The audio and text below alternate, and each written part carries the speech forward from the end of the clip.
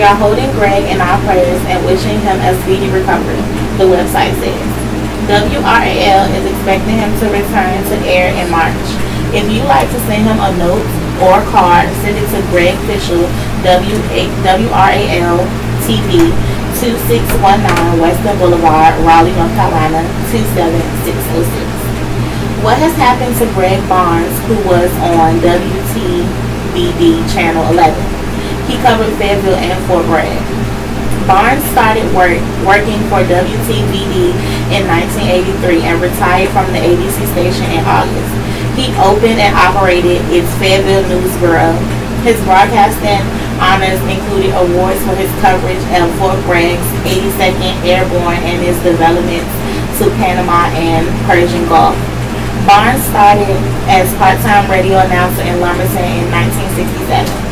He later went full-time, then worked at a Fayetteville AM station before getting a TV anchor position in Wilmington in 1981. Does the State Department of Transportation have any plans to fix the terrible road conditions on Beaver Dam Road in Stedman? Can we get some asphalt pavement over these cracks and rocks, please? Help is on the way. Andrew Boxdale, a Department of Transportation spokesman, says Beaver Dam Road, which is also known as State Route 2027, was included in a road resurfacing contract that the department will award this spring. So we'll be fixing the potholes very soon. Rayford teen charged with robbery. A Rayford teen is accused of robbing another man at gunpoint. The Hope County Sheriff's Office said Thursday. John Dakota Maynard, 19, of the 600 block of Philippi Church Road, is charged with robbery with a dangerous weapon and 2 counts of misdemeanor assault while pointing a gun. The robbery happened about 8:10 p.m. Wednesday on the 800 block of Philippi Church Road, which is in the area of Dunstead Elementary School, a sheriff's office release said. The victim reported that Maynard pointed a gun at him and took money. Maynard also pointed the gun at 2 other people, the release said. Bail was set at $60,000.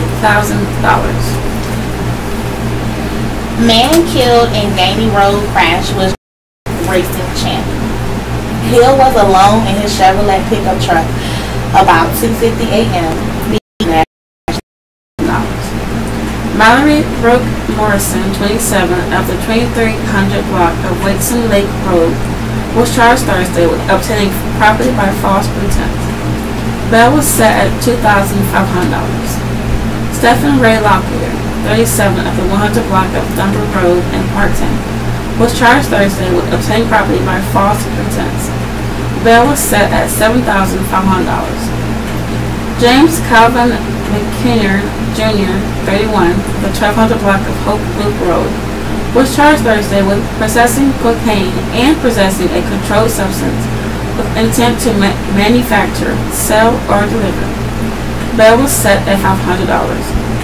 Barnell Shante Moody, 26, of the 6200 block of Penfield Drive, was charged Wednesday with discharging a firearm into occupied property.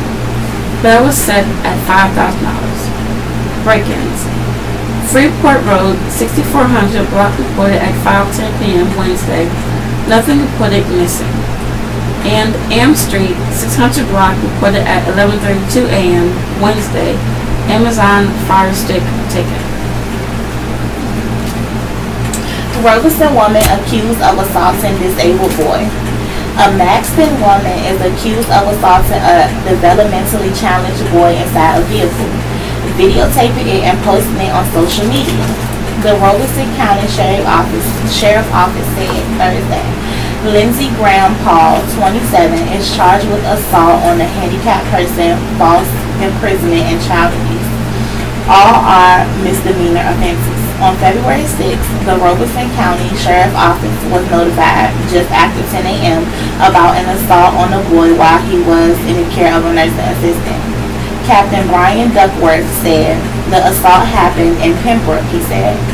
Earlier that morning, about 5:30 a.m., the assistant allowed Paul, who is an acquaintance, to ride with him and the juvenile. The assistant stopped to run an errand, leaving the boy alone in the car with Paul. Paul hit the boy and pulled his hair, Duckworth said, and videotaped it. Then he posted it on Snapchat. The boy did not suffer injuries. Bail for Paul, who has pending unrelated charges in Cumberland and Robeson counties, was set at $55,000. Anyone with any information on the case is asked to call Sergeant Detective Kenneth Hickman at 671-3140.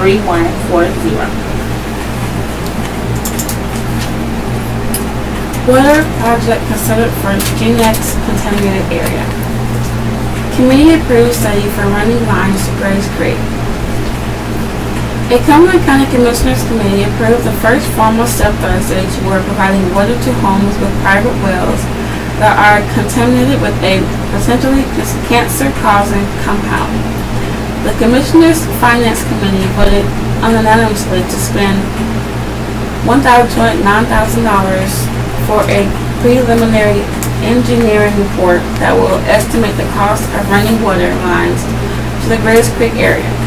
Tests of some wells that provide water to homes to the Baldwin County line showed elevated levels of GNEX, which is made at the G. Moore's plant of North Carolina, 87, just across the country line. The full Board of Commissioners is expected to approve the expenditure at its meeting Monday.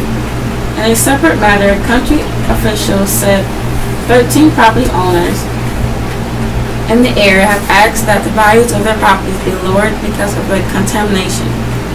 The state began investigating GNEX in June after news broke the researchers had reported the previous year that they had discovered the chemical in the Cape River downstream from the plant. GNEX, which is used to make non-stick coatings on cookware and in other products, has been linked in animal studies to severe forms of cancer, but it isn't known if the effect is the same in humans.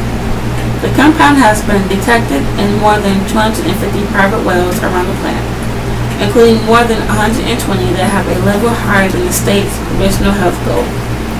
The Fayeville Police Works Commission has agreed to pay half the cost of the preliminary engineering report, according to David Trego, PwC CEO and General Manager. Once the study comes back, we'll have an idea of the cost of running water lines to the area, he said in an interview after the PwC meeting Wednesday. County commissioners have indicated that they want to work with PwC if they decide to run water lines to the area. County Manager Amy Cannon said that if the country decides to move forward with the project, it will likely seek state and federal funds to help pay for it. She said she also has talked with the manager of the Chemours plant about contributing to the effort. I've had no commitment, she said. Jeffrey Brown, the country's engineering and infrastructure director, told county commissioners Thursday that a study of the area that was completed in 2010 is outdated. Grays Creek is one of the fastest growing parts of the country, he said. There's been a lot of development in that area since 2010, he said. Commissioner Marshall Fairclough said he wonders if residents of the Grays Creek area who do not have contaminated wells will want water lines. Residents in the area handily defeated a referendum on the issue in 2011. Commissioner Glenn Adams said commissioners need to think about running water to other parts of the country. Do we have the will to say we're looking at the whole country and providing water where feasible? He said. Commissioners Chairman Larry Lancaster said he was willing to take a chance on making some people mad if it meant providing clean water to the residents with contaminated wells. Cumberland County Tax Administrator Joe Utley talked to commissioners about the appeals process regarding property values. He said the owners of 12 properties in the Marshwood Lake area want the values of their properties lowered, he said. GNEX has been discovered in Marshwood Lake and the homes around it. State officials plan to test fish in the lake for the compound. Utley said the owner of a 30-lot tract of land in the area also has filed an appeal of his property value. The appeals received to date are asking for a value reduction. It's growing and could add additional units in the near future. Justin Mitchell, the deputy for the unit that could add more than 800 soldiers to the installation. The update comes as a commander in a home, but still lacks most of the soldiers who will make up the 850-person unit. Mitchell said he could not discuss those units. Fort Bragg is growing, he said. I'm saying this with a job. The installation will have added 52 civilian guards, surrounding countries, and manipulations and other organizations with the interest in changing regional landscape and protecting the military installation from incompatible encroachment. In addition to Fort Bragg's update, the Commission was given a brief presentation on the regional bike plan and a status report on ongoing joint land use study. The bike plan is in the early stages of development, said Josh Grandelier. As the Fayeville Area Metropolitan Planning Organization, it will include Harnett, Cumberland, Polk, Scotland, and Robeson counties as part of Blandon and Sampson counties. The joint land use study, meanwhile, is reaching its midpoint according to Benchmark Planning's Jason Empley. The study should be ready later this year. Empley and others share a number of recommendations that are likely to be included in the study, touching on regional coordination, compatible growth, environmental issues, and Fort Bragg itself. The recommendations include working to improve state and local laws related to land use around military installments, formalizing existing agreements between Fort Bragg and other agencies, and expanding and improving existing review processes for potential development in the region. Tremore's CEO downplays health impact of GX by Vic Higley for Wilmington Star News. Wilmington. Tremore's has heard the community's concerns in North Carolina, but believes discharges of GX and related substances from its Fayeville Works plant in Bladen County have not adversely impacted anyone's health. CEO Mark Vergano said Thursday. Vergano's comments came in response to a question posed by a stock analyst during a conference call to discuss the company's performance in the last 3 months of 2017, reporting revenue of $1.58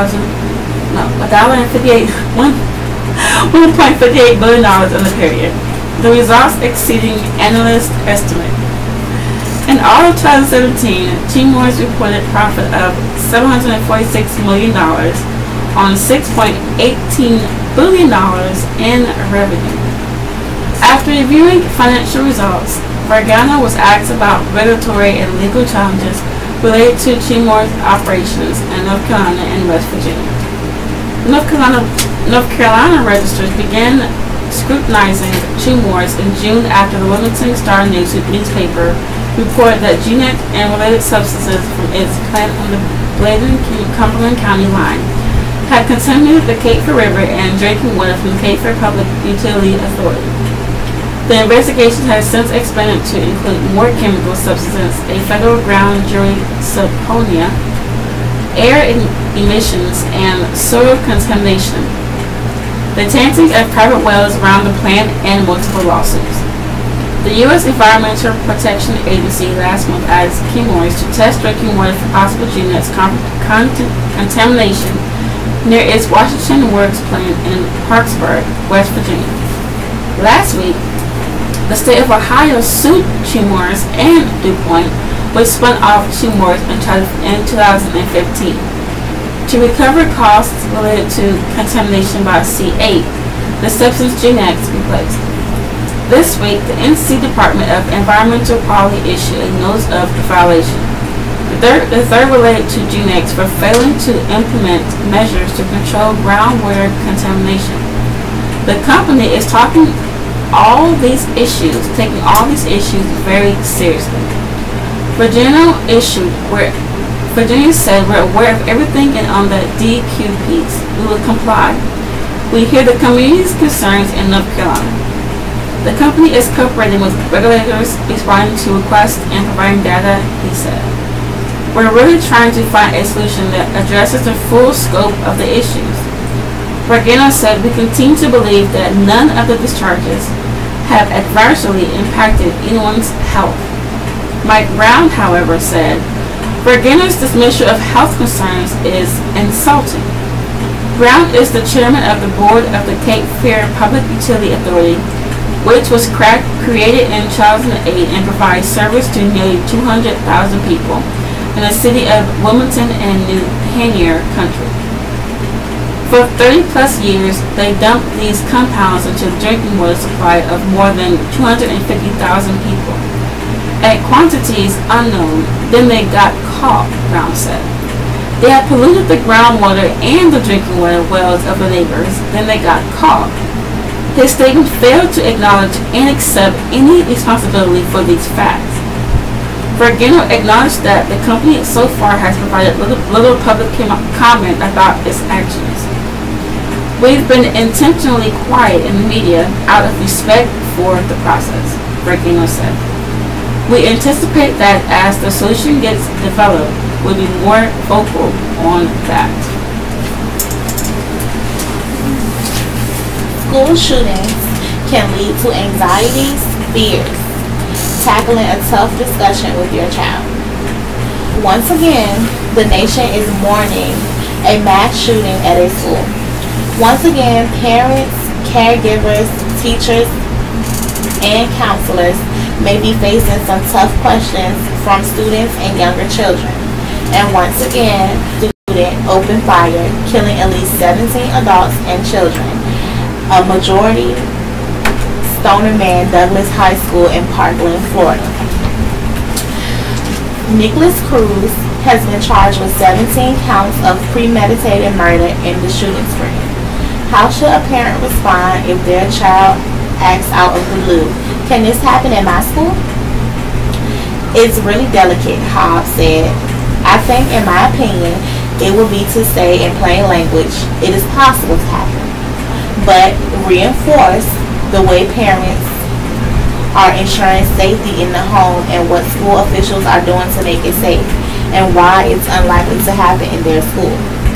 The most important thing, she said, is for parents to be open and honest with the child in an age-appropriate way. Use appropriate language. Be factual. Tell the truth and be open. Kids need to know they have a trusted adult who will help guide them through challenging issues. Hobbs said, having a steady parent there is really helpful. Another key piece is making sure that the parents talk to the child about how he or she is safe. Reinforce that so the child feels they are safe in a safe place. Kids process things in chunks and stages. Complex issues can come up again and again. When it does, talk with them again, as they are processing another piece of the picture. She advises parents to follow the child's lead on whether there should be a family discussion on a school shooting. That depends on the individual child. If they're having a hard time, Hobbs said, be open to a talk. If they don't want to talk about it, respect that as well. Babette Donaldson, a licensed clinical worker and the owner of the All-American Counseling, Wellness and Counseling, believes parents should maintain an open dialogue with their children. Again, the dialogue should be age appropriate. You always want to be sensitive to any child anxieties to news, she said. We want to appreciate any conversations and thoughts with them without judgment.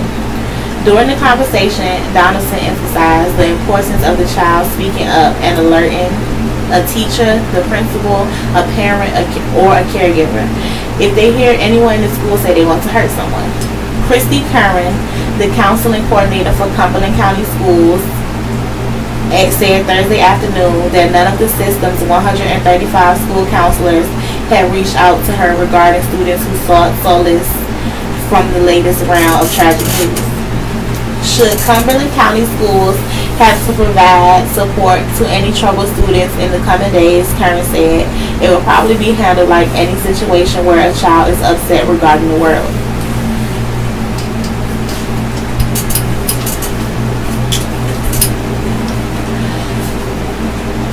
This is the Southeastern North Carolina Radio Reading Service, a United Way partner agency.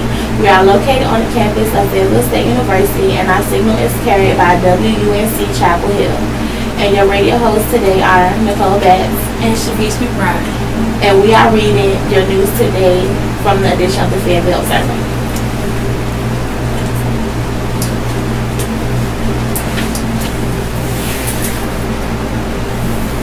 The first thing is trying to hear them out, she said.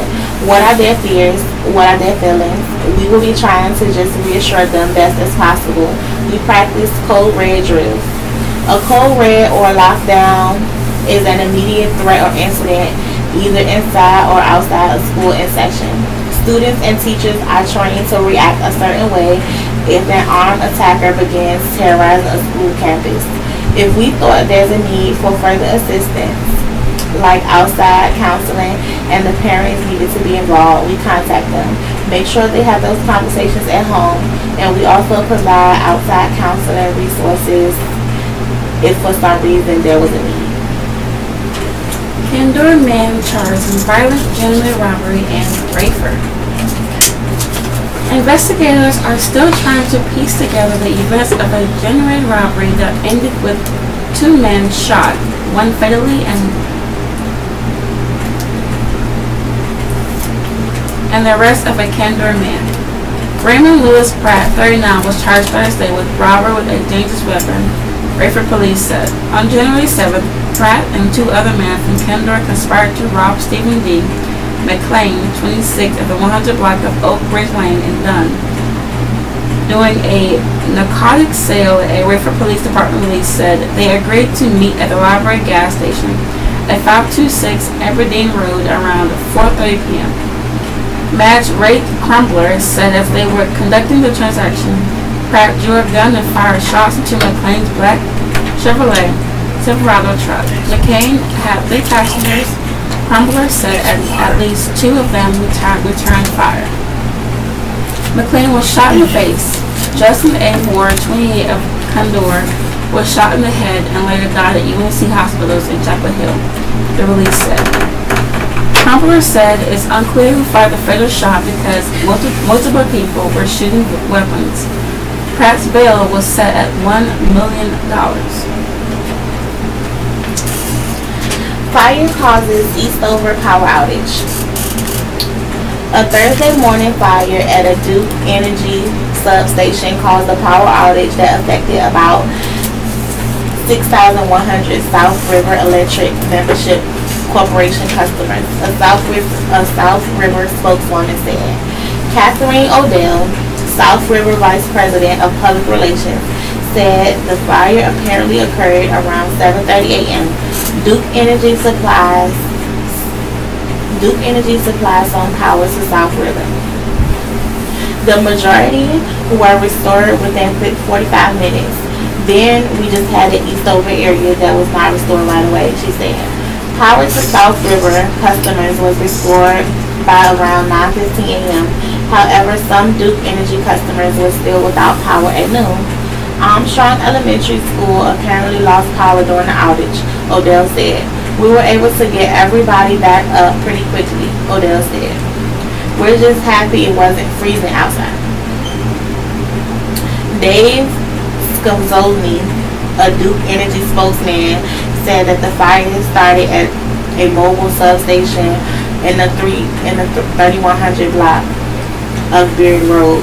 He said Thursday morning the cause was unknown and the incident was still under investigation.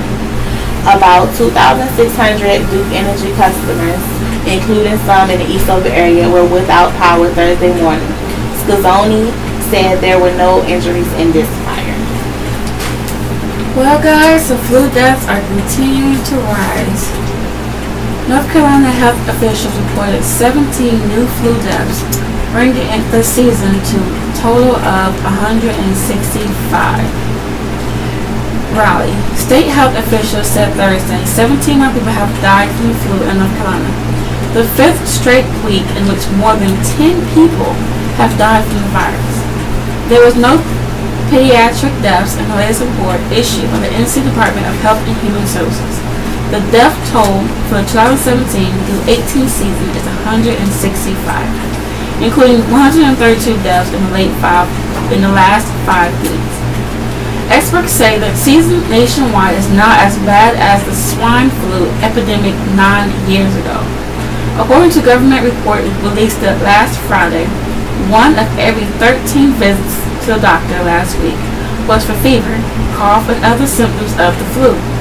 That ties the highest level seen in the U.S. during the swine flu in 2009, and it surpasses every winter flu season since 2003, when the government changed the way it measures flu. I wish that there was better news this week, but almost everything we're looking at is bad news, said Dr. Ann Shushat, acting director of the Center for Disease Control and Prevention. Flu season usually takes off in late December and peaks around February. This season started early and was widespread in many states by December. Early last month, it hit what seemed like peak levels, but then continued to surge. Last week, North Carolina reported 39 flu-related deaths. This year's flu virus tends to put more people in the hospital and cause more deaths. Still, it lasts long. Intensity has surprised experts who are still sorting out why it's been so bad. One possibility is that the vaccine is doing an unusually poor job. Be safe, everyone. Jail health privatizations saving counties, saving counties thousands. The company providing health care to inmates in the Cumberland County Jail is saving the county tens of thousands of dollars. The jail administrator said Thursday. County commissioners voted in June to privatize health care at the jail by awarding a $2.45 million contract to Southern Health Partners of Chattanooga, Tennessee. Tandra Adams, the jail administrator, talked to the commissioner's finance committee about jail health on Thursday. She said the facility has to provide care to all inmates. Adams said 537 of the 776 inmates in the jail on Thursday had some type of illness, including more than 320 with mental health issues. About 250 inmates have chronic illnesses that require medication that cost the county more than $151,000 from July to November.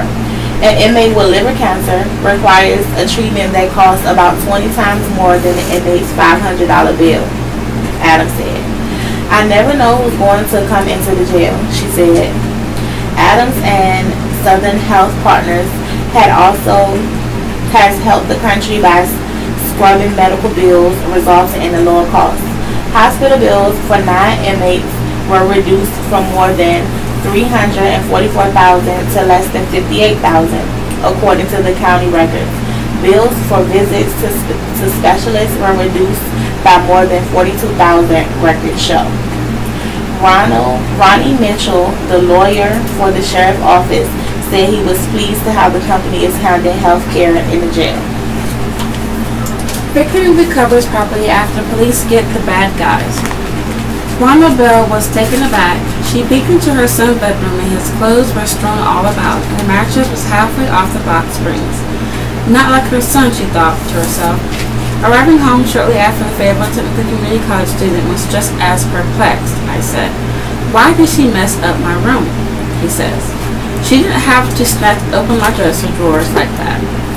Not like his mom, he thought to himself. Wanda Bell already was in another part of the North Fayeville home where she noticed the empty water cooler jug in her makeshift office was overturned and missing more than $500 worth of coins. "I was shocked," the 49 said. Her home had been burglarized. They broke a back window, Bell says. Officer Kevin Ruggles, she says, promptly was at the home after her call to the Fayeville Police Department to say that missing property included a white gold watch, a gold necklace, 2 purses, a Burst of Thunder 380 semi-automatic handgun valued at $200. Those for $543.53 worth of coins, and a prized Gucci and Louis Vuitton hats. Missing from her son's bedroom was a Toshiba laptop valued at $300, an Xbox, and a DVD player. Officer Robio was there in 10 minutes, Bell says, and communicating with fellow officers about the February 8th afternoon break-in. He said, "I think we got him," says Bell, who once worked as a private security officer in St. Louis before taking a job in behavioral health at Cape Fear Valley Medical Center. He said, "Ma'am, we may have your stuff," and the burglars. Bell followed Robio for Overlook Drive about a half mile from her home, where other police officers were on the scene along with the suspects. "I saw the boys and our stuff," she said. "They were all cuffed. One was wearing," she says, "her Louis Vuitton hat. I want to acknowledge, commend, and give thanks to officers William Clements, Kevin Rubio, Rachel Gilliam, Sean Parker, and Detective Jeffrey Best," Bell says. "Thank you for your diligence and for a well-done job. Pray with me for those who violated us and give a hearty applause to the Camp Belton Patrol District of the Fayeville Police Department." Gina Hawkins, the city police chief, says Bell's story is another example of teamwork in her department and the steps they will go to protect the community. And she is proud of her law officers and appreciative of Bell's praise. As is Captain Todd Joyce, who says the 3 suspects had broken into 2 other homes the same day on Langdon Street and had property from those burglars in their possession too. She gave everybody a hug, Joyce says, and was so appreciative of what the officers were able to do. Joyce gives credit to the FPD K-9 unit for quickly tracking the suspects walking along Overlook Drive. One, he says, was reaching for the stolen gun when officers came upon them. He grabbed it, Joyce says, and pulled it out of his waistband.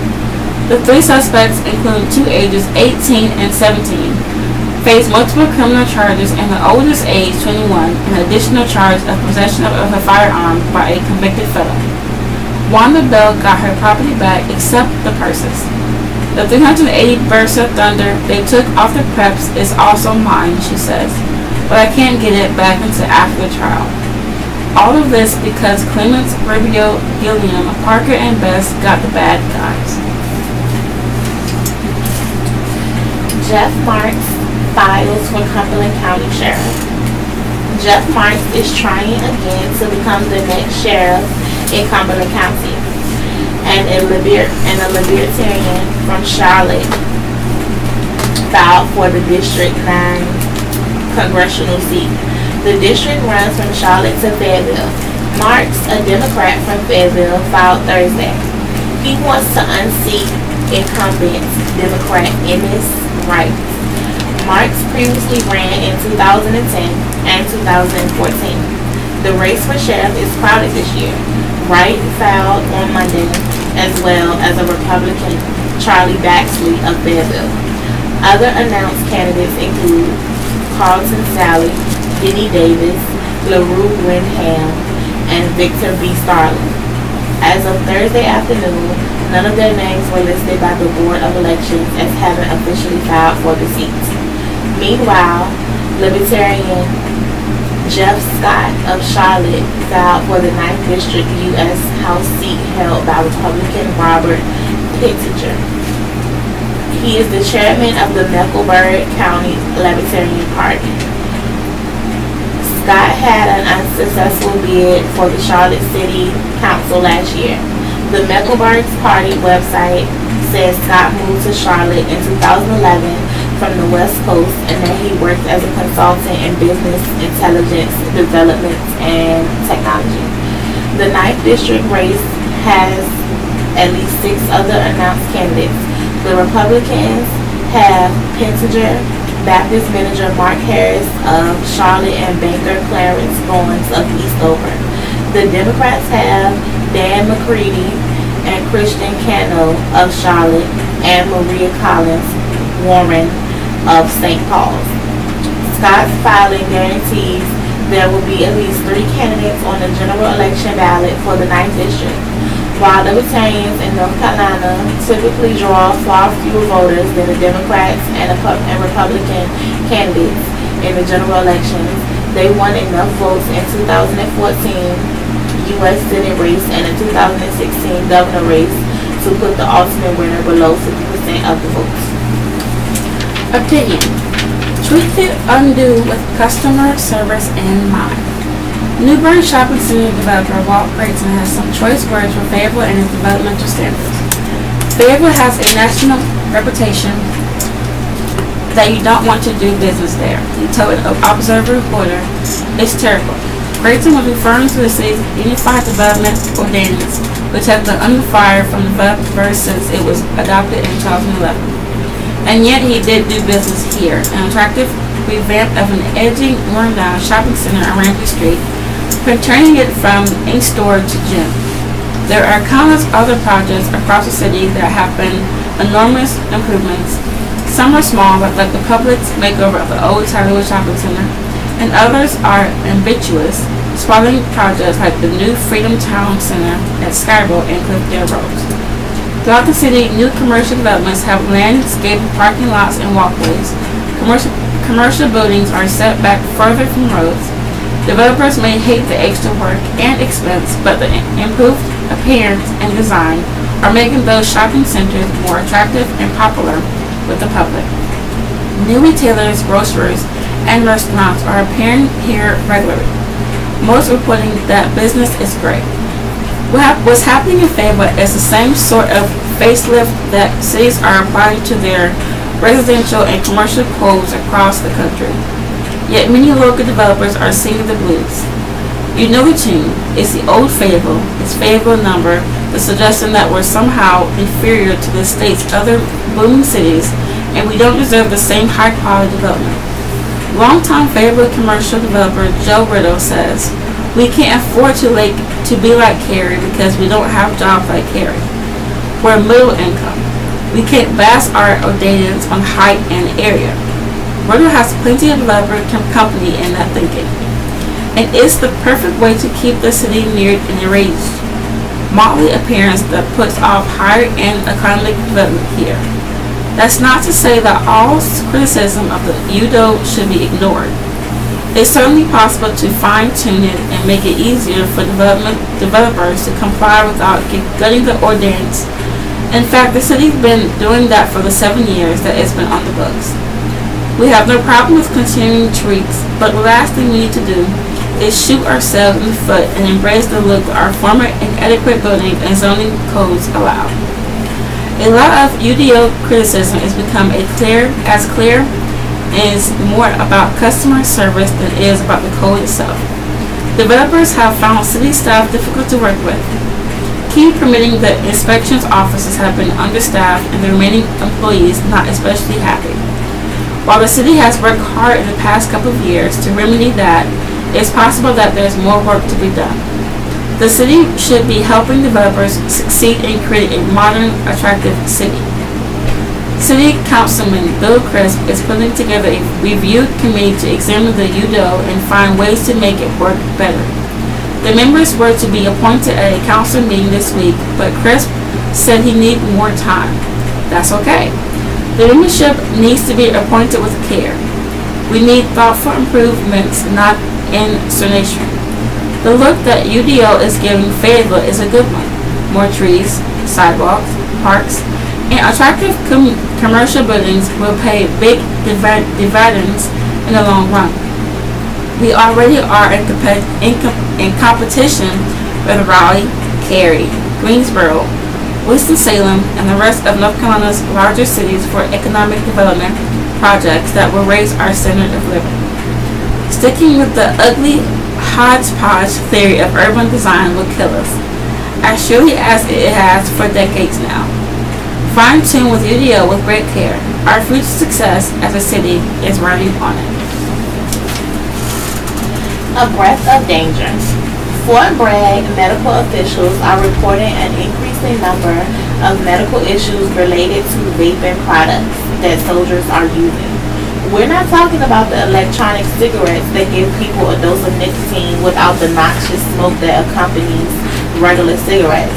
This is about the vaping oils that are advertised as containing natural or synthetic cannabis extracts. Officials at Womack Army Medical Center say soldiers are using them because they are said to provide relief from the pain and post-traumatic stress. The trouble is, people who buy these oils can't be sure they're getting what they pay for. That's especially true with the synthetic cannabinoids, which may actually contain compounds that can be extremely harmful. More than 2 dozen soldiers have recently been treated at Womack for symptoms ranging from headaches to seizures. Many more have been treated at the Naval Medical Center at Camp Lejeune. Accidents caused by seizures have been blamed for the deaths of 2 service members. Military medical staff is only beginning to get a grasp on what's in these products and are working with the NC Department of Health and Human Services and with the Federal Centers for Disease Control and Prevention to better understand the products and their impact on human health. We hope they find answers. Meanwhile, soldiers and everyone else would be wise to stay away from these vapor products. The next high could be deadly. Opinion. Latest schoolhouse slaughter shows we've been defeated. Nothing symbolizes the foreclosure of the future like the slaughter of a nation's young. And it's so routine now that there have been 18 school shootings in 2018, an average of 1 every 60 hours that attention will quickly fade. As it does with subjects one doesn't intend to do anything about. Another word for that better fatalism is defeat, and we have been. In important moral sense, defeated, we won't do anything about it, or can't. The fact is so well understood that we don't even need new commentaries saying as much for each shooting. We just recycle the old ones. From the old shootings, if this is what American freedom means, if this is what the Constitution details, if this is where prayer gets us, then it's easy to understand why millennials, the first generation to be raised on a steady stream of schoolhouse slaughter, barely believe in anything, democracy, American-style liberty, Americans' future, and organized religion included. Regular mass gun violence is a particular American phenomenon and is dissolving society in a particularly American way. With every mass shooting and every ugly failure to public police to respond, the American nation of liberty looks more and more suicidal. A frustration, bargaining, exchanging sensible restrictions for a non-holistic, diabolical freedom after the worst mass shooting in modern U.S. history, which happened in Las Vegas only last year. Conservative pundit Bill O'Reilly articulated this grim view most clearly. Once again, the big downside of American freedom is on gruesome display, he wrote. This is the price of freedom. Liberty stands now in opposition to life and the pursuit of happiness. No longer do all three seem concurrently possible, and it's clear which of them we've chosen. More acutely, each mass shooting calls into question the logic of the American project itself. Each time this happens, each time children turn up masquerade on the evening news, the provisions adduced to explain why we just can't do anything to stop it is none other than the Constitution itself. The closest thing we have to civil Holy Scripture, perhaps not the day of, but typically shortly after, Goebbels emerged to claim the whole thing is a fake. That it's a ploy to the nonviolent state to steal your constitutional rights. If any legislation is called for, if anyone even bothers at this point, industry advocates hired by the gun lobby will appear on television and in print, making the ardent case for an unqualified Second Amendment. If any measure aimed at reducing these incidents actually makes it to Congress, the same approach would be reflected in so much demorale. Nobody will say the exact words, the foundational document of our government essentially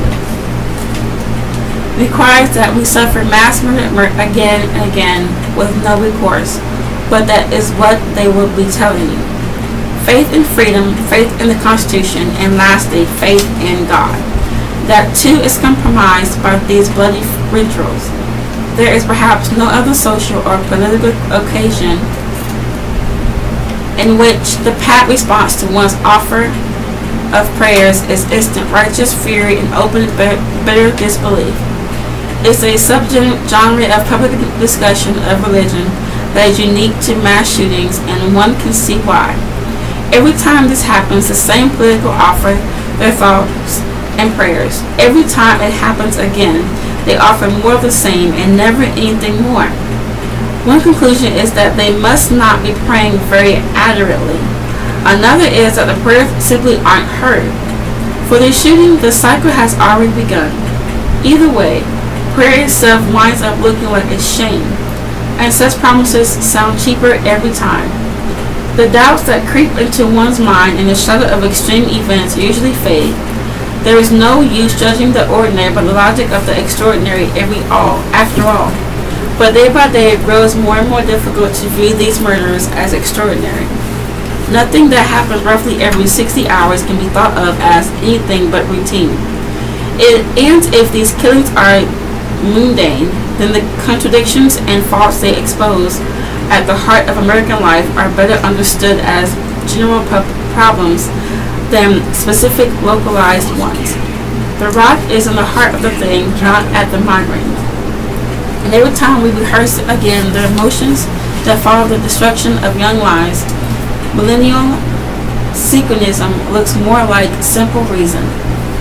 It's likely the case that the killings alone will be enough to face the damage social cohesion and public moral, but our utter inability to contend with them is far more academic to the ideas on which our American experiment depends.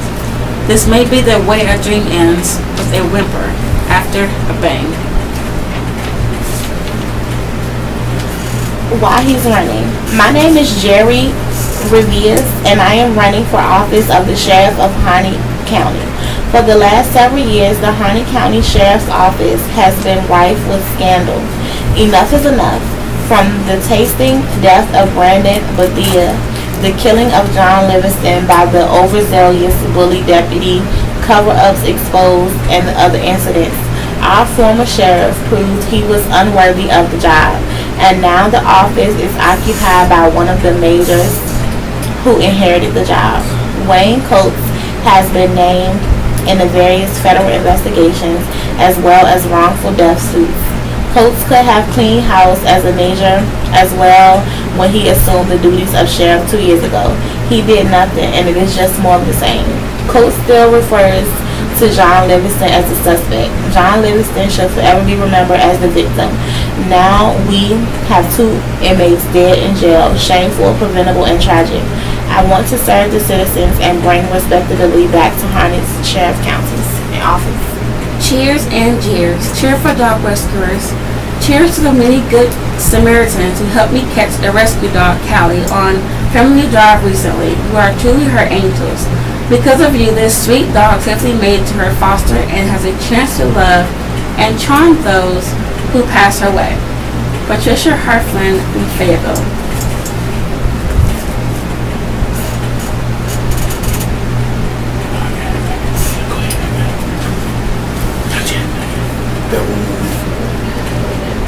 Do the announcement. No, not that. The 30-minute one. The 30-minute. Just make it.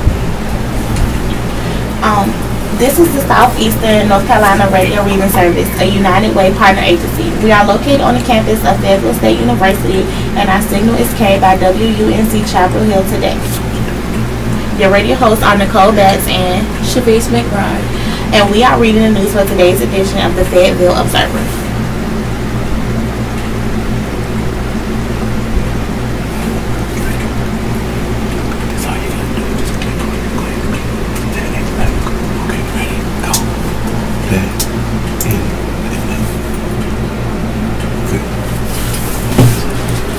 Obituaries and news.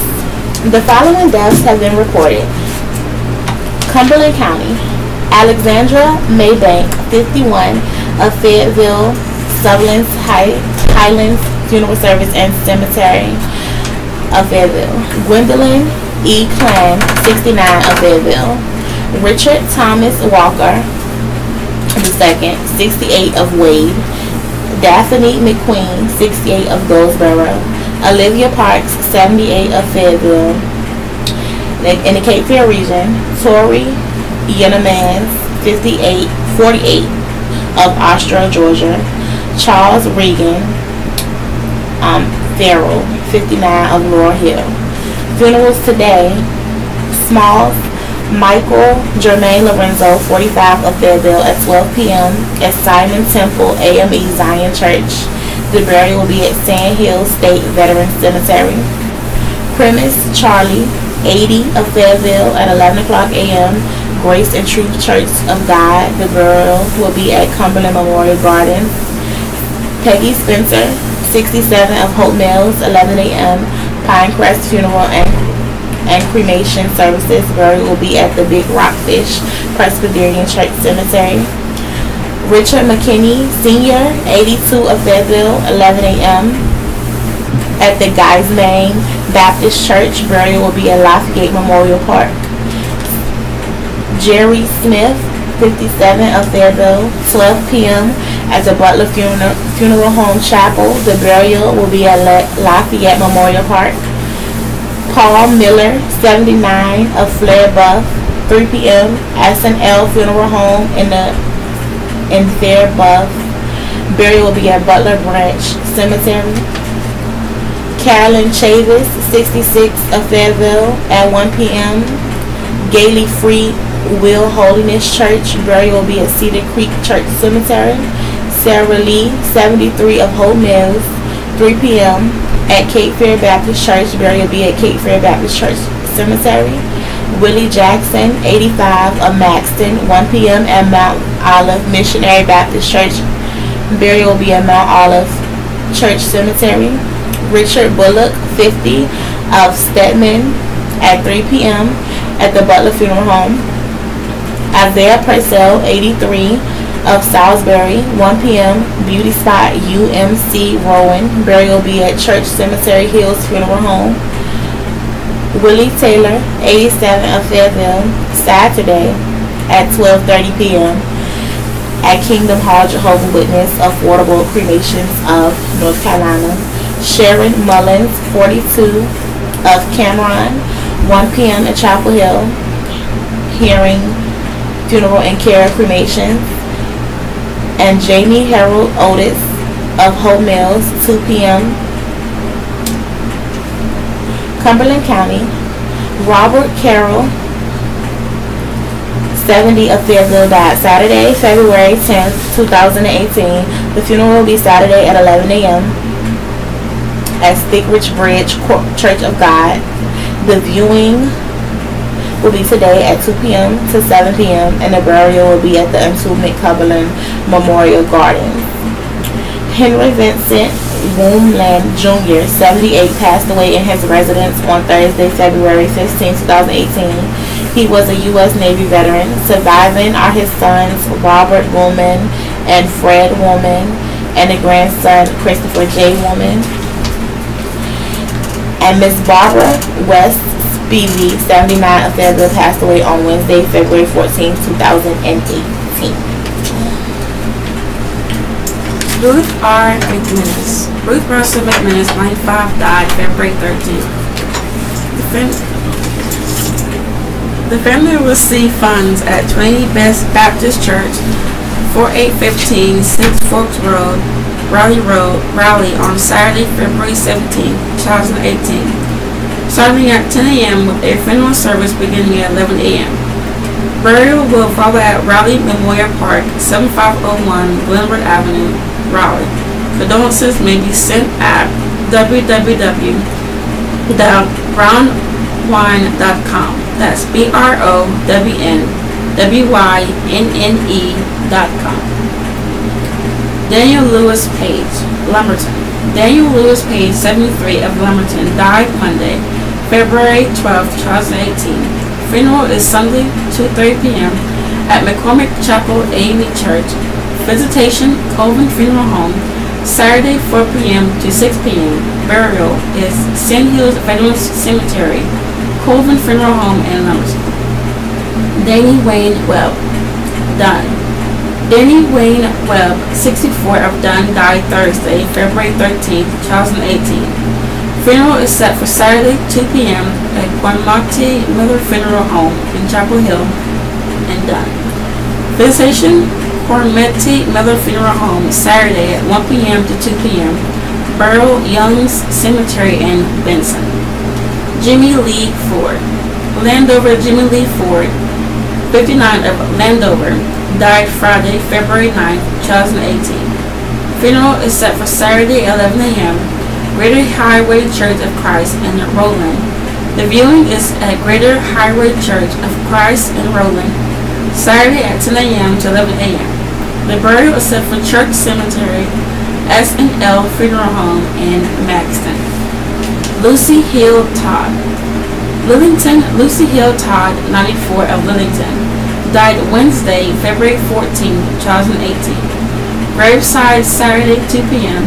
Harnett Memorial Park. Visitation, O'Quinn Peoples Phillips Funeral Home, Saturday, noon to 1:30 p.m. The burial is at Harnett Memorial Park, O'Quinn Peoples Phillips Funeral Home and Cemetery.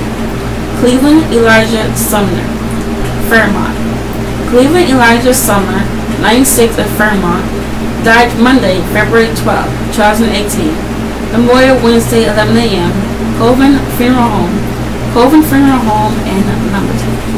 Stephanie Diane Adams, Rayford. Stephanie Diane Adams, 65, of Rayford, died Friday, February 9, 2018. The funeral is Saturday at 2 p.m. at J.W. Turlington School. Viewing, Brewer Funeral Home, Chapel, Friday, 1 p.m. to 6 p.m. The burial is set for Community Cemetery, Brewer Funeral Home. Ida Mae Samuel in Laurinburg. Ida Mae Samuel, 99, of Laurinburg, died Tuesday, February 13, 2018. Funeral is set for Sunday at 2 p.m. Reedy Creek Missionary Baptist Church. The viewing is at Morris Chapel. The burial is Reedy Creek Church Cemetery, Morris. Lachelle M. Washington, Laurinburg. Lachelle M. Washington, 45, of Laurinburg, died Sunday, February 11, 2018. The funeral is Saturday at noon, Franklin Chapel A.M.E. Zion Church. Viewing, McPheeter Funeral Home, Friday, noon to 6 p.m. The burial is Hillside Memorial Park Cemetery. And last, Teresa Ann Hill, Vass. Teresa Ann Hill, 64, of Vass, died Tuesday, February 13, 2018. Private memorial will be held at a later date. No public viewing will be held. Simon Funeral Home in Southern Pines. Okay. Now, we're going to read Billy Graham. It's up to us to ward off Satan's temptations. Where do evil thoughts and ideas come from? Does the devil put them in our minds? I hate for anyone to know what actually is going through my mind sometimes, and that's from R.J. One of the Bible's greatest truths is that God knows all about us, including even the bad things that are going through our minds. And yet, He still loves us and wants us to cleanse. He wants us to cleanse us and make us part of His family forever. The Bible says God demonstrates His own love for us in this: while we were still sinners, Christ died for us. Romans 5 and 8. Yes, ultimately Satan is responsible for all the evil in the world, even the evil thoughts that go through our minds. He is absolutely opposed to God and will do everything he can to tempt us and turn us away from Him. At times, therefore, Satan may be able to put evil thoughts directly into our minds. For example, when Judas turned against Jesus and secretly betrayed Him to his enemies, the Bible says that Satan entered Judas, Luke 22 and 3. But Judas alone was responsible for what he did. He could not blame Satan for his own actions. Driven by greed, he willingly accepted the money he was offered to reveal where Jesus could be found. In other words, Satan only took advantage of his sinful desires. The Bible warns that each person is tempted when they are dragged away by their own evil desire and enticed. James 1:14. Don't give in to Satan's temptations, and don't be content to let your mind wander in places it shouldn't. Instead, turn to Jesus Christ and commit your life to Him. Then ask Him to fill your mind with His love and peace and righteousness.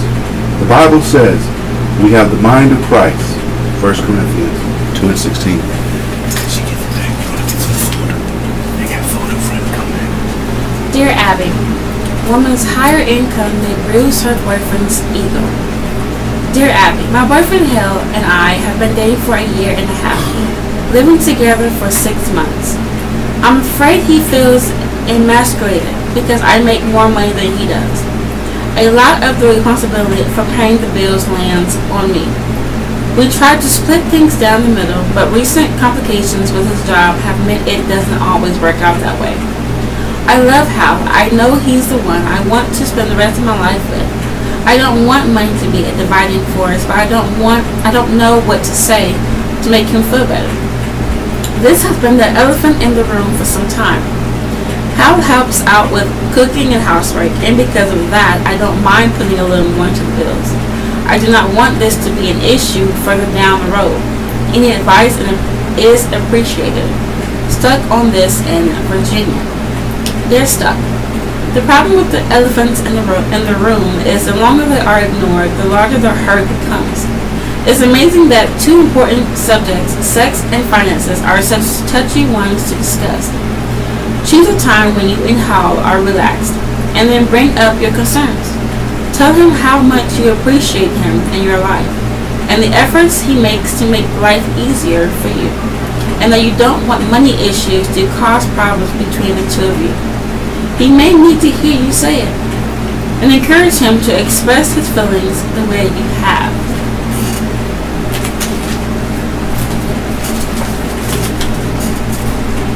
Horoscopes. Aquarius, January 10th through February 18th.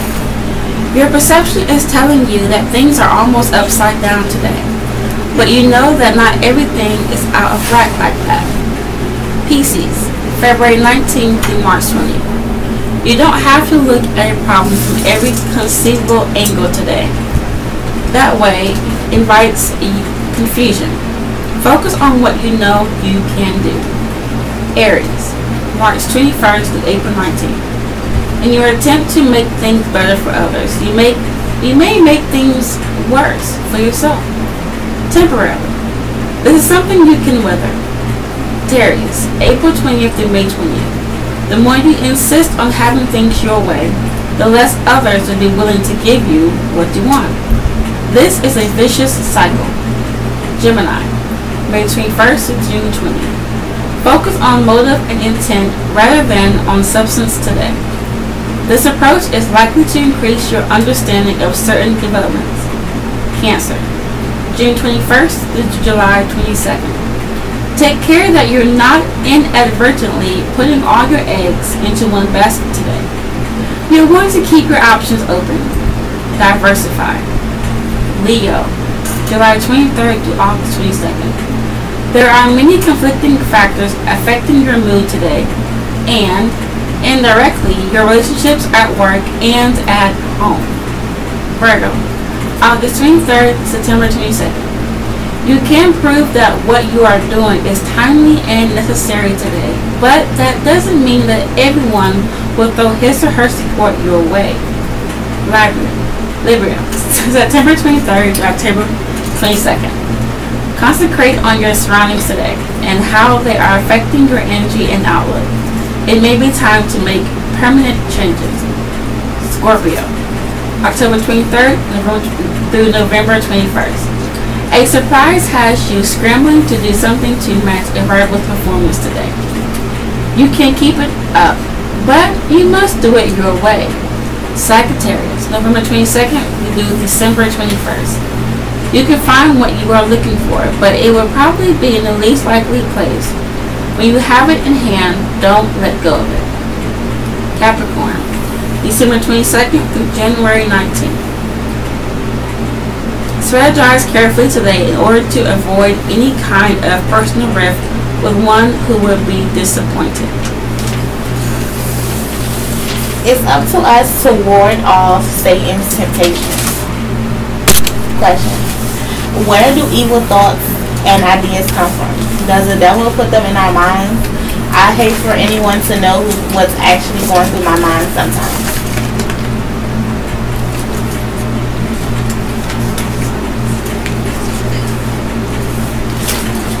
Work incentives are in the disability program.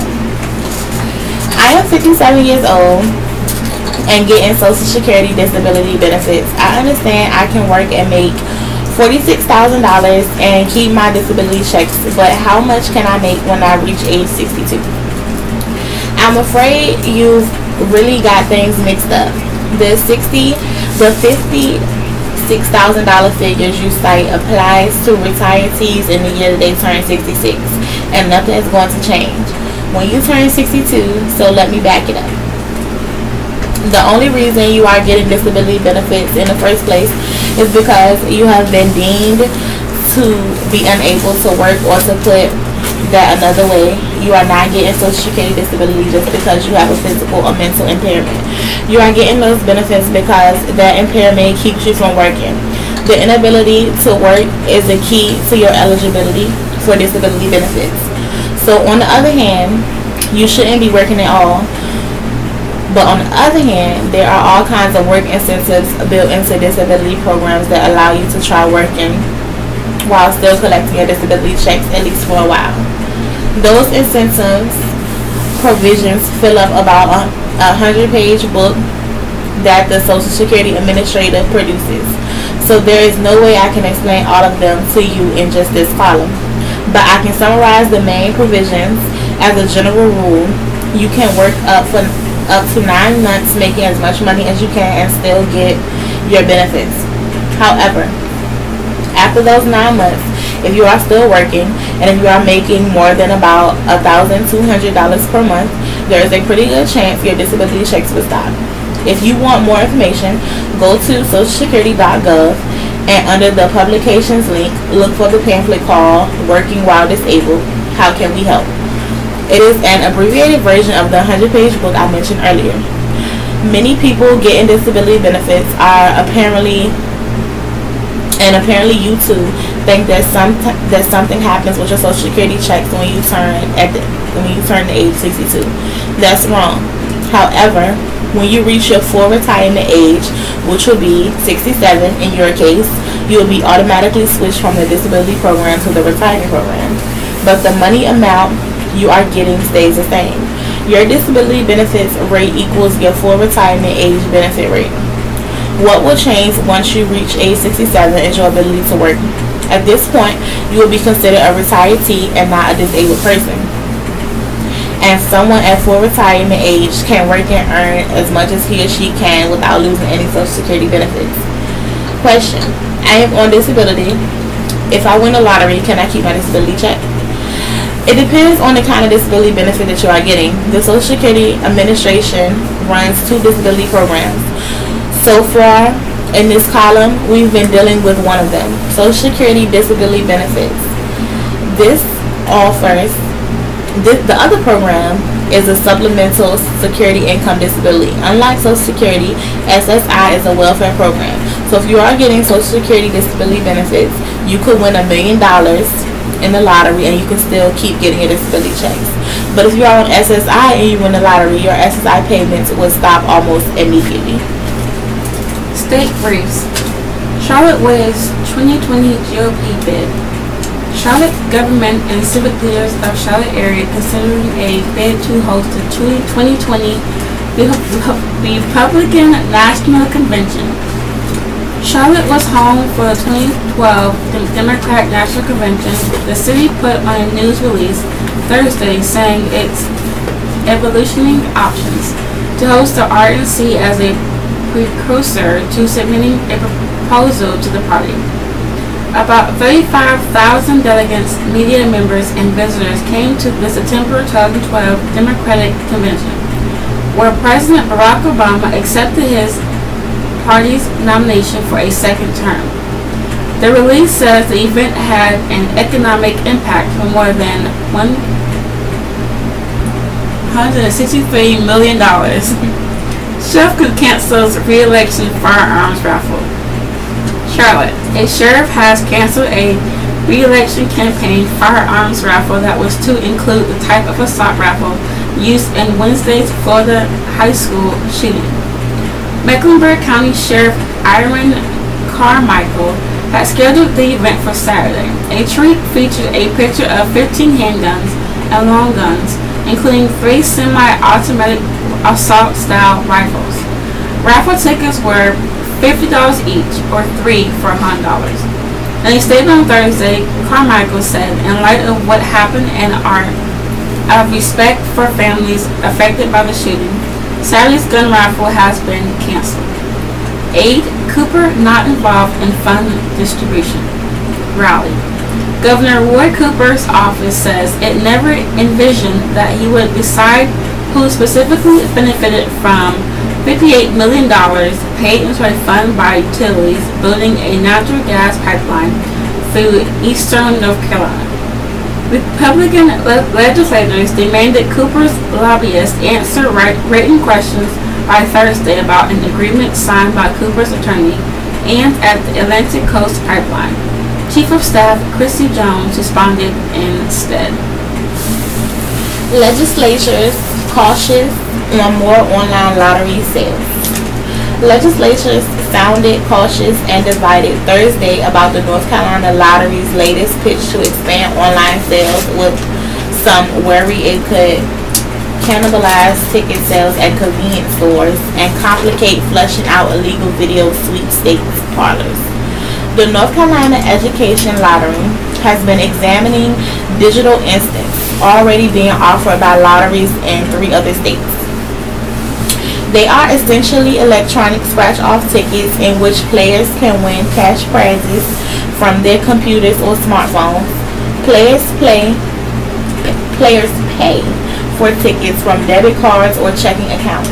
An outside performance audit the lottery paid for says online games could generate another $130 million in new revenues over 5 years and attract new players. And a report by the General Assembly's Government Watchdog Office presented to a legislative oversight committee Thursday suggested online games among the options to increase net profits for public education. Lottery staffs believes it is a good way to engage millennials. Lottery Executive Director Alice Garland told legislators it is a good way to kind of be where you are, to kind of be where our prospective players are, and it would be a positive step forward. North Carolina state law allows the State Lottery Commission to approve any games that another state lottery already offers, but lottery officials often run proposed expansions by lawmakers to get their blessing. At its December meeting, the commission pulled back discussion as organizations representing social conservatives and retailers expressed opposition.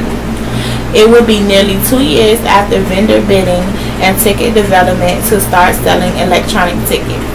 Although the lottery's performance audit offered several data showing overall retail sales growth after details instant began in Georgia, Kentucky, and Michigan, some legislators remain skeptical. House Majority Leader John Bell, a Wayne County Republican, warned that critiques of the lottery in the legislature could pass a law placing more restrictions on North Carolina's lottery, which began selling tickets in 2006, if it quickly went ahead with digital games. I think it's going to cause a lot of concerns, a lot of angst, and in this building, Bell said, adding that if it's not handled the proper way moving forward, that there will be legislation come out of the building that could actually hurt the lottery. Committee members talked about digital instants along with video sweepstakes games, which lawmakers have worked for years to outlaw through passing legislation. Garland contends the games aren't similar, but Bell says expanding online sales could cause a big disruption where sweepstake outlets are still a problem. GOP Senator Jerry Tillman of Randolph County sounded satisfied more online sales wouldn't hurt brick and mortar lottery retailers. The state lottery already allows players to buy tickets to its website for big jackpot drawings. Lottery sales have grown annually since the beginning, reaching $2.4 billion last year, with $622.5 million in net earnings for education initiatives. Garland anticipates record profits this fiscal year. You increase the sales and you increase the money that goes to education, Tillman said. I don't have a fear of us doing anything that will hurt the lottery. News of the overwhelming rollout of the lottery's latest game, Carolina Keno, begins last fall, didn't help the pitch. The lottery has lowered its projected net profits for education for Keno plays this year from $11.2 million to $6.7 million. The lottery sold almost 250 Keno outlets in January. They weren't meeting sales targets. Keno equipment is now being removed from outlets that didn't improve. Garland said the retailer recruiting efforts are stepping up. Raleigh man who feared hoodlums on trial for shooting unarmed black man in 2016. Raleigh, an unarmed black man shot by a white homeowner who complained about hoodlums in his neighborhood, was killed on a rare night when he decided to go to a house party instead of staying home to play video games. The victim's friends testified Thursday. Their testimony followed opening statements in the murder trial of Chad Copley, who fired a shotgun blast from inside a Raleigh garage and killed a 20-year-old Corinne Thomas in August 2016. Prosecutors argued in opening statements that Copley appeared bent on violence when he called 911 to say he was locked and loaded to confront what he described as an armed hoodlum outside his house. Defense attorneys countered that Copley, 40, was concerned about the safety of his wife and children after two people leaving a nearby house party showed him their guns. Copley faces up to life in prison without parole if convicted of first-degree murder. A friend of the victim, David Walker, testified that they had arrived at the house party a couple of doors down from Copley's home to find that it was basically boring. Walker also said he was no one with weapons nor anyone fighting. They were making plans to leave when Thomas, spooked by a police cruiser at a nearby traffic stop, began driving back towards Walker's car. It was then that Thomas was hit by the shotgun blast from Copley near the man's mailbox at the edge of the yard, Walker testified. He spun around after getting shot and told everybody to call 911, Walker said, describing his friend. He just started screaming, "Help, call 911. Walker then ran to avert the officer involved in the unrelated traffic stop. Walker testified that Thomas, known for reminding everyone to fasten their seatbelts in the car, usually preferred to stay in and play video games. Walker said that the night Thomas was killed was the only time he could recall his friend going to a house party. The victim's mother sobbed quietly in the first row of the courtroom as Walker spoke, and the sheriff deputy handed her a box of tissue. Another friend who went to the party with them, Chris Malone, said he ran to Thomas as he lay bleeding in the grass of Copley's yard and tried to confront him. Malone testified that just tried to keep him up. Let him know I was there. Malone said he told Thomas to try to keep fighting, keep breathing. Defense attorney Brett Pope told the racially diverse jury that Copley had seen weapons displayed by two people who apparently left the party before Thomas. One brandished a gun in Copley's yard, Pope said. Pope was acknowledged that his client fired the fatal shot, said his client was testified about why he feared for his safety. Wait until Mr. Copley tells you himself what happened, he said. Prosecutor Patrick Latour said it's Copley's own words captured on a 911 call before the shooting that showed he was taking matters to his own hands instead of waiting for police. The shooting happened in Copeland's subdivision of two-story homes on the northeastern stretches of Raleigh. Recordings of the calls made headlines when they were released days after the 2016 shooting. "We've got a bunch of hoodlums out here racing," Copeland tells the dispatcher. "I am locked and loaded. I am going outside to secure my neighborhood." This is the Southeastern North Carolina Radio Reading Service, a United Way partner agency. We are located on the campus of Fayeville State University, and our signal is carried by WNC Chapel Hill. Your radio hosts today are Nicole Batts and Sharice McBride. And we are reading the news from today's edition of the Fayeville Observer. Trump cites mental health, not guns, in speech on shooting. Declaring the nation united and grieving with one heavy heart, President Donald Trump promised Thursday to tackle school safety and a difficult issue of mental health in a response to the deadly shooting in Florida. He made no mention to the scourge of gun violence. Not always a natural in the role of national comforter, Trump spoke deliberately, at one point directly addressing children who may feel lost, alone, confused, or scared. "I want you to know that you are never alone and you never will be," Trump said. "You have people who care about you, who love you, and who will do anything at all to protect you." While Trump stressed the importance of mental health and school safety improvements, his latest budget request was slash Medicaid, the major source of federal funding for treating mental health problems, and cut school safety programs by more than a third. Last year, he signed a resolution blocking an Obama-era rule designed to keep guns out of hands of certain mentally disabled people. The president spoke to the nation from the White House one day after a former student with the AR-15 rifle opened fire at high school in Parkland, Florida, killing 17 people and injuring 14 more. It was the nation's deadliest school shooting since a gunman attacked the elementary school in Newton, Connecticut more than 5 years ago. Black Panther is Marvel's best bound to be one of 2018's best. Believe the hype. Black Panther is easily Marvel's best film to date. This exhilarating, beautiful, and generally moving superhero film is firmly rooted in the point of view of director and co-writer Ryan Coogler, a tremendous example of the radical possibilities to be found in Afrofuturism.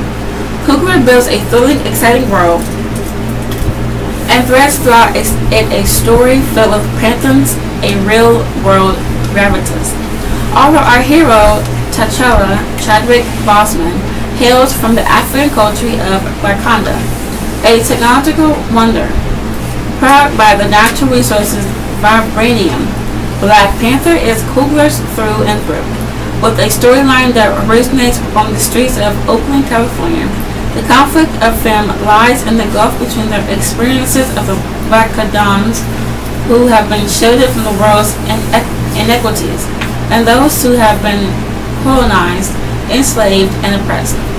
T'Challa, who becomes king of Wakanda at the beginning of the film, has to decide how he's going to position Wakanda to aid in the liberation of black people throughout the world while also protecting his country.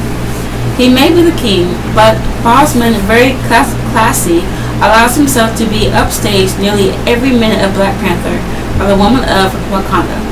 He is flanked by the luminous Lupita Nyong'o as Nakaya, a Wakandian spy and his love interest, as well as the warrior Okoye, the stunning, righteous, and ferocious Danai Gurira, who just above walks away with the whole movie.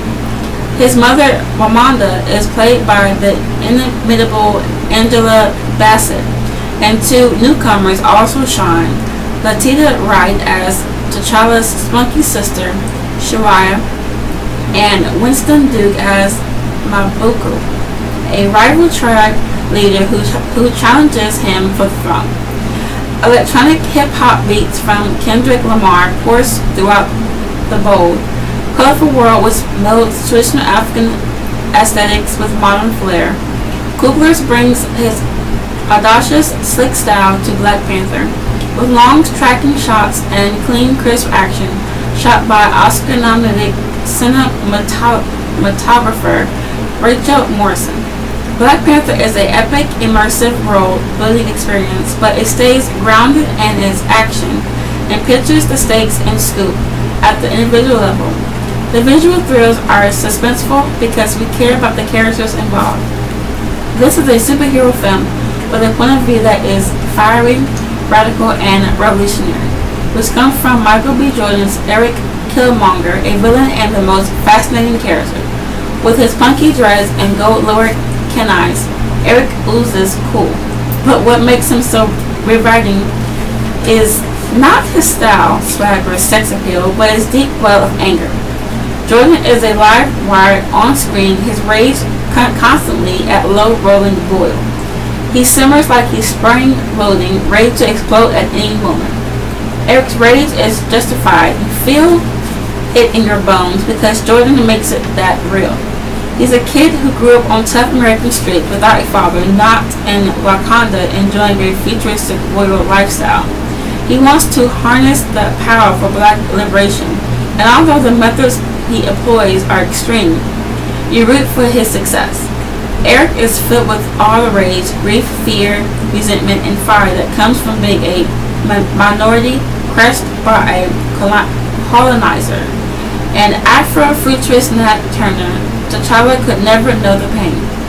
His regal pride is what we love about him, but we yearn for Eric's victory because he wears his chip on his shoulder as a badge of honor, using his pain for strength. Although it's only February, Black Panther is bound to be one of the best films of 2018, period. No need for the qualifier superhero or Marvel. It's an awesome vision from one of our most exciting young directors, coursing with his DNA, his values, beliefs, and perspective, branded indelibly upon it. Banning interviewed in Mueller's Russian investigation. Former White House chief strategist Steve Bannon, whose involvement in the Trump White House and the president's election campaign makes him knowledgeable about matters related to Russian betting and the potential obstruction of an ongoing federal inquiry, was interrogated over 2 days this week by investigators for Special Counsel Robert Mueller. According to a person familiar with this process, the person who declined to be named because they were not authorized to publicly discuss the investigation said Bannon answered every question that was put to him. Bannon's interview by Mueller's team came just before he visited Capitol Hill on Thursday to answer questions as part of the House Intelligence Committee's on Russia's probe. Like his first visit in January, Bannon declined to answer some questions in the closed-door interview, forcing Republican lawmakers to weigh whether to hold him in contempt of Congress. He will only answer 25 questions that have been pre-approved by the White House in reference to events after President Donald Trump's election. His answer to each question was no, and he told the committee he was not authorized to elaborate, according to the lawmakers of both parties. Bannon was already under subpoena as lawmakers on both sides of the aisle have been critical of the White House sweeping interpretation of executive privilege and its contention that pretty much everything is off limits until the president says it's not. The escalating fight between Congress and the White House over the privilege issue has centered around Bannon, an outsized figure in President Donald Trump's campaign, White House, and an inspiration to some conservatives as he has publicly battled the Republican establishment. He was fired from the White House last summer and more recently had a falling out with Trump after the January publication of a book in which he sharply criticized Trump family members. Despite his fractured relationship with Trump, Bannon has followed White House direction as the House lawmakers have sought to talk to him in his probe of Russian betting in the 2016 election and whether Trump's campaign was involved. Because he was one of Trump's top advisors, lawmakers were expected to question him about key events during his time in the White House, including Trump's firings of former National Security Advisor Michael Flynn and former FBI Director James Comey. At issue is whether Bannon can talk about the presidential transition, his time at the White House, and communications with Trump and others since he left last summer. Texas Rep. Mike Conaway, the Republican leading the panel's Russia probe, said Bannon would only answer the pre-approved questions about any time period past the day Trump was elected in November 2016. Conaway wouldn't say whether Republicans would hold Bannon in contempt. He said he discussed the issues with House lawyers and with House Speaker Paul Ryan, who is likely to have the final say in whether the House votes on contempt.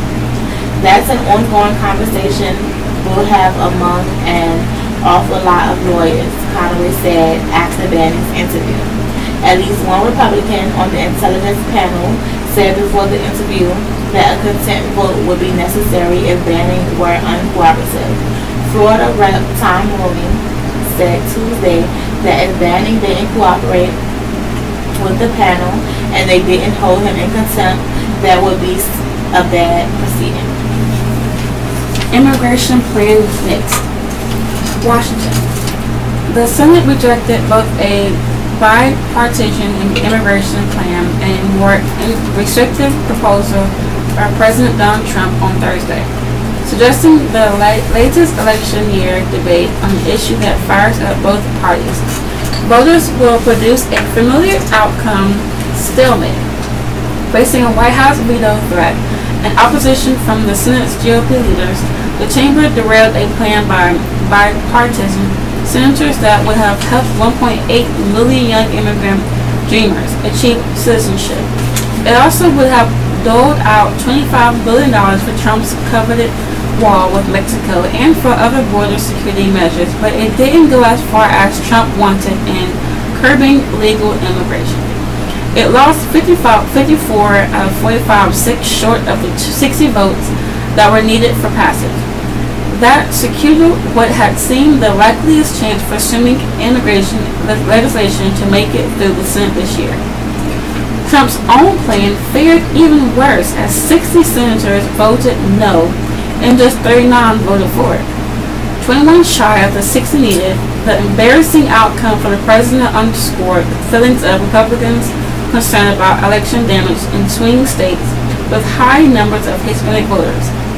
Top Democrats had held out faint hopes that the bipartisan package would prevail, or at least force Trump to negotiate further. But he proved unwilling to fold on his demands for a tougher bill, reflecting the hardline immigration stance that was a cornerstone of his 2016 presidential run. In a written statement earlier Thursday, the White House labeled the bipartisan proposal dangerous policy that will harm the nation. It singled out a provision that directed the government to prioritize enforcement efforts against immigrants who arrived illegally beginning in July. Trump and GOP leaders said he'd already shown flexibility by offering a 10 to 12-year path to citizenship for so many dreamers, a key demand for Democrats and some Republicans. Minutes later, the chamber voted against Trump's proposal. Besides helping dreamers achieve citizenship, the president's measure would have provided wall funding in one burst rather than doing it out over 10 years, as the bipartisan plan proposed. In addition, Trump's bill would have prevented illegal immigrants from sponsoring parents and siblings for citizenship and would have ended a visa lottery aimed at allowing more diverse immigrants into the U.S. The compromise bill would have left that lottery intact but barred dreamers who obtained citizenship from sponsoring their parents. Dreamers are immigrants brought to the U.S. illegally as children who risk deportation because they lack permanent authorization to stay. Trump annulled the Deferred Action for Childhood Arrivals Program, or DACA, that President Barack Obama created that's protected the dreamers. He's given Congress until March 5th to restore the program. Though federal courts have blocked him temporarily from dismantling it. Monsters at the Crown. Tony Mazzarato, the Chief Operations Officer for the TRAXXAS Monster Truck Tour, has a theory about big trucks. I personally don't think it matters if you were the boy who played with the Tonka truck or the girl who took it away from him. He said everybody loves big trucks. If that's true, everybody might want to visit the Crown Coliseum today and Saturday. The Crown is playing host to the Monster Truck Tour at 7:30 p.m. both days. 6 trucks will compete in this show. Their names make it obvious that they are monster variety.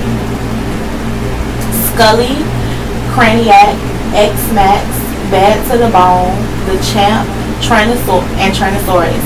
These trucks and their drivers will compete in racing, wheelie, and freestyle competitions. And while the trucks run over junked cars as part of the show, Mazzarato said it is not a demolition derby. Not that these babies aren't capable of doing some damage. There are full-size, 10 feet tall, 12 feet wide, 10,000-pound monster trucks, Mazzarato said.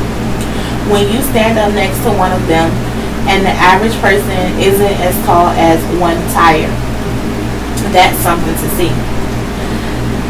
The show is based in McMinnville, Texas, and sends its trucks to show all over the country. It hosts as many as 5 shows a weekend, Mazzarato said.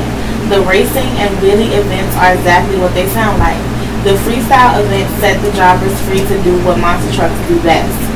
They're going to be doing wheelies, donuts, getting big air, whatever the course allows them to do, Mazzarato said. They do whatever they have to do to win the hearts of the fans. It's what people really think of when they think of monster trucks. Audiences will have a chance to get up close and personal with the trucks during the show.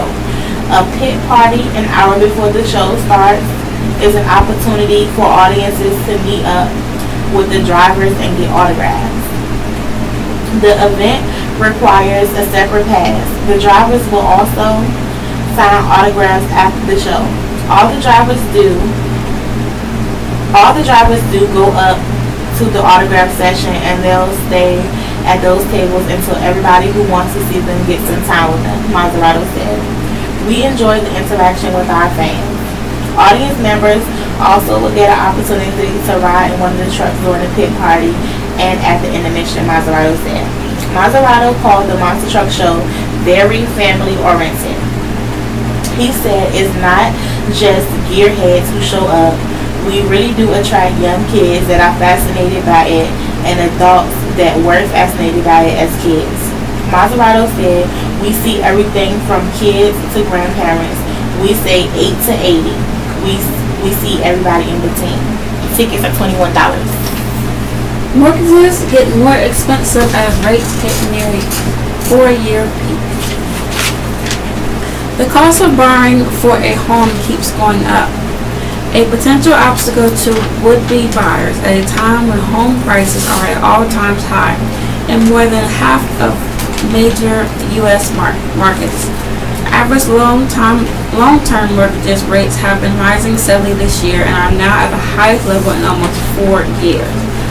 This translates into higher mortgage payments and more money paid out over the life of a typical 30-year home loan.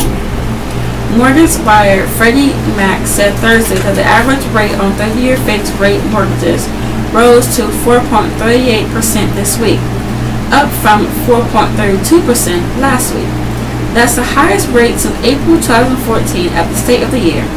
The average rate was just under 4%. The rate on 15-year fixed-rate loans rose to 3.84% from 3.77% last week. The pickup in mortgage rate stems prospect for would-be home buyers struggling to compete in a housing market where a thin inventory of homes for sale continues to drive up prices. The median U.S. home price climbed 5.3% in the last quarter of 2017, according to the National Association of Realtors. The trade group said that prices for single-family homes hit record highs in 114 of 117 major metropolitan areas that is tracked. The increases in home prices have been growing at a pace more than double the gains in average hourly earnings. We've seen 5 to 7% price gains since 2015, and we're still seeing prices rise this year, said Javar Vivas, Director of Economic Research at Realtor.com. When you have that sort of growth with prices and now with mortgage rate increases, that's putting a deep dent, especially in the entry-level buyer. Recent rate gains and rising prices are stoking concerns about inflation picking up, which has caused investors to seek higher interest rates. Mortgage rates are closely aligned with the yield on 10-year U.S. Treasury notes, which has climbed above 2.90% from 2.43% at the end of last year. Just a few months ago, home buyers had the benefit of average 30-year mortgages that were 3.78% in September. The low mortgage rates had eased some of the price pressures facing would-be home buyers. Now they might find it hard to save for a down payment and purchase a home. Mortgages. How much the latest rate increase affects the cost of a loan depends on whether one looks at the monthly cost versus the cost over a 30-year span of a loan. Using the median U.S. home price in December, and assuming a 20% down payment, a 30-year mortgage at 4.30% would translate roughly to $986 a month. The same home purchase in the first week of this year, when rates were just below 4%, would have saved the buyer about $45 a month, but that would add up to roughly $16,163 in interest payouts over the loan's full term. The rise in mortgage rates this year is already spurring wannabe buyers to act now, rather than wait until the spring. Traditionally, the busiest period of home sales, noted Kim Witz, a broker at Century 21 affiliated in Chicago. Many sellers are listing their homes earlier, and many buyers are buying a lot earlier than in the past, Witz said. Buyers are out there a little earlier than they normally would have been to try to lock in an interest rate before it's too late. Tap House offers pub fare with all-day breakfast. The Tap House on Hay Street opened in 2012 and is locally owned and operated by 12 military veterans and their families. They are the same group of investors that own Husky Hardware next door. Our atmosphere is different than Husky, said General Manager Donna Steffens. We are a separate building, an entity with a club-style menu, plus an expensive selection of beers on tap that include our handcrafted seasonal ales, porters, and stouts. We choose a food menu that marries well with beer. Specialties. The Tap House has daily food and drink specials. The weekly food specials include half-price wings, the tapped-out ground beef burger, the buffalo chicken wrap, the fried buffalo chicken sandwich. The Tap House is located on 411 Hay Street. You may contact them at the taphousestay.com, the Tap House on Husky on Fayeville on Facebook, 426-5650. The hours are Monday through Thursday, 5 p.m. to 9 p.m., Friday and Saturday, 11 a.m. to 2 a.m., Sunday, noon to 9 p.m. They offer the pub menu, all-day breakfast, appetizers, burgers, wraps, sandwiches, and sides, including beers on tap and house-made brews, and the prices range from $7.50 to $10.99. The Tap House burgers, wraps, and special Tap House breakfast plates. The cakes and egg breakfast menu is available every day at any time, Stephen said. Customers can order eggs and add on bacon, sausage, fries, waffles, or hash browns for an additional charge. The Tap House breakfast special comes with a hearty serving of French toast Belgian waffles that can be substituted for $2.99 extra. Orders include applewood smoked bacon, 2 grilled sausage patties, and 2 eggs, and any style served with hash browns. The chicken and waffle plate satisfies the sweet and salty. Hot waffles are served with fried strips of tender chicken and are moist on the inside and crispy on the outside. Their most popular dish is the boneless buffalo wrap. The Philly cheesesteak and the Tap House burger are all popular sandwich menu items, she said. Sandwiches come with a choice of one side. Appetizers include pretzel bites, deep fried mac and cheese bites, chicken cordon bleu bites, and wings. The Tap House burger is an 8-ounce grilled patty that comes with a choice of cheese, lettuce, tomato, and sliced red onion. Customers can add a second beef patty and other extras such as a fried egg for an additional charge. Why should diners eat here? The Tap House has a friendly and relaxed atmosphere with a bar, a game room, and an outdoor patio. Stephen said, our pub menu features comfort food that uniquely complements the 80 craft beers that we have on tap. We're running out of time, but I have a little bit more time to tell you about one of the victims of the Florida victims remembered. We have when a gunman opened fire with an AR-15 at a large high school in South Florida. The 17 dead included students and school workers, young and old. Here is a look at some of those who lost their lives at a massacre at Majority Stoneman Douglas High School. Coach and security monitor, assistant football coach Aaron Fells, was shot to death while selflessly shielding students from bullets. A treat from the school football program ended. He died a hero, and he will forever be in our hearts and memories. Fells graduated from the school in 1999 and worked mainly with the junior varsity, the team website said. It said he lived in nearby Coral Springs with his wife and daughter. The team website said Fells spent his entire coaching career at Marjorie Stoneman after playing there as a student. The Sun Sentinel reporter that Fells, acting as a school security guard, reported to the original call for a school walkie-talkie.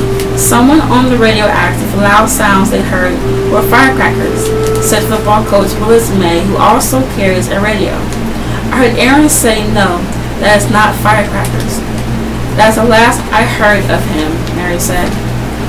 Friend won't get to say I graduated high school. Dragon Oliver was known by his nickname, Ghost, short for Guacamole, because many couldn't pronounce his first name. My friend was literally never get to say I graduated high school, said Tyra Hemans, a 19-year-old who said she had been friends with Oliver since they were freshmen. Hemans says she last saw her friend at school the day of the shooting. It was just a brief happy Valentine's, she said. He was with his girlfriend, and I was just like, oh my God, you guys are so cute.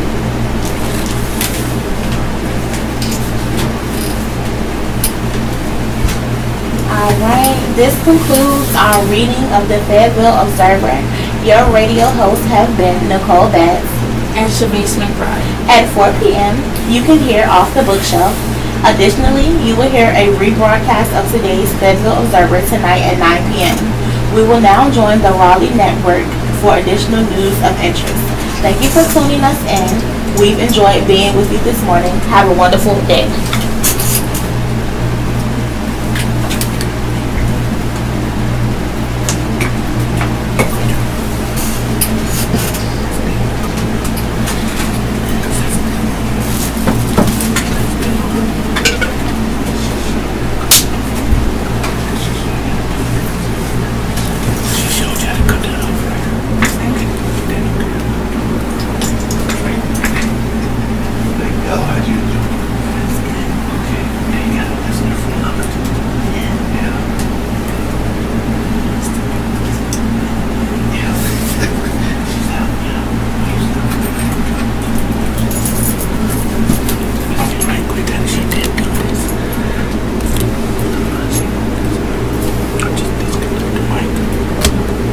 That's one way of doing it, isn't it?